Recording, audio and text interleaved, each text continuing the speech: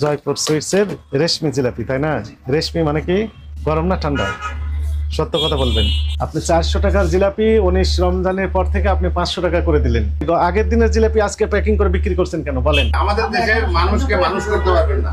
এত বড় একটা পরিবর্তনের পরও কারোর ভিতরে কোনো চেঞ্জ নাই, সবাই একরকম।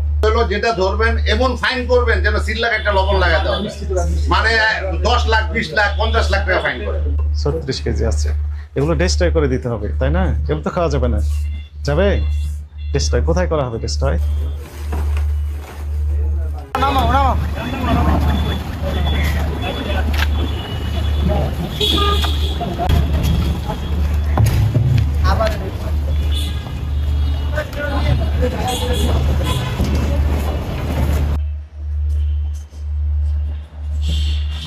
বিখ্যাত জয়পুরি জিলাপি। এখানে কি স্বর্ণ দেন নাকি, রূপা? কি কি দেন? না আমি কিছু জানি না ভাই, আপনার খালি এই কথা বলেন আপনি জানেন। আমি কি স্পেশালিস্ট এই বিষয়ে? কি কি উপাদান দেন? রেশমি জিলাপি। আপনাদের কয়টা শাখা আছে? এটা একটা খুলেন, খুলে ফেলেন দেখি কি আছে এর ভিতর। নাম কি? জয়পুর সুইটসের রেশমি জিলাপি, তাই না?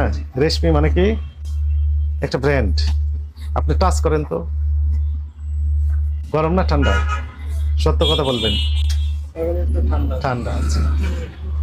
এখনকার ভাজা হলে অবশ্যই কেমন থাকতো? এখনকার ভাজা হলে কি হতো? গরম থাকতো। কিন্তু আপনি কি দেখলেন?